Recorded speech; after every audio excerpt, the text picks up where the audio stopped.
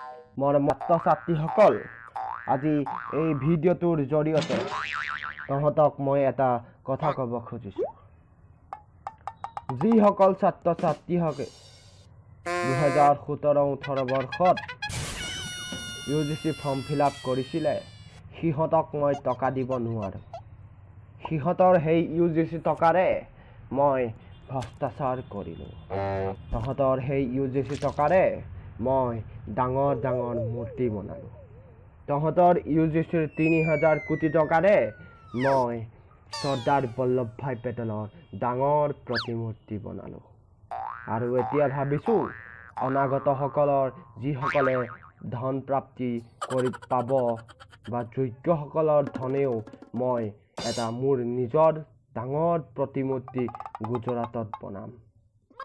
মৰমৰ ছাত্ৰ ছাত্ৰীসকল, তহঁতৰ ধনৰাশি মই বিদেশবিলাকত খৰচ কৰি পেলাম। এতিয়া তহঁতক দিবলৈ মোৰ গুৰিত কেলা এটকাও নাই। তহঁতিয়ে কচোন বাৰু, মই তহঁতক ক'ৰ পৰা ধন দিওঁ কেলা? মই মোৰ ঘৰ বাৰী বিকি দিলেহে হ'ব। তহঁতক দিবলৈ মোৰ এটকাও নাই। তহঁতৰ বেংকত যিটো মই প্ৰচেছিং কৰিছিলোঁ, সেই প্ৰচেছিং আছিল জাষ্টত তহঁতৰ ওপৰত দিয়া এটা টুল। মৰমৰ ছাত্ৰ ছাত্ৰীসকল, তহঁতি মোক বেয়া নাপাবি। আৰু তহঁতৰ পৰা আশা কৰিছোঁ যে তহঁতি মোক পুনৰবাৰ অহা ইলেকশ্যনত মোক ভোট দি জয়যুক্ত কৰ। মৰমৰ ছাত্ৰসকল, তহঁতিয়েই দেশৰ ভৱিষ্যত। কিন্তু তহঁতি যিটো প্ৰাপ্ত, তহঁতৰ যিটো জলপানী, আমি সেইটোৱেই গায়ব কৰি দিম।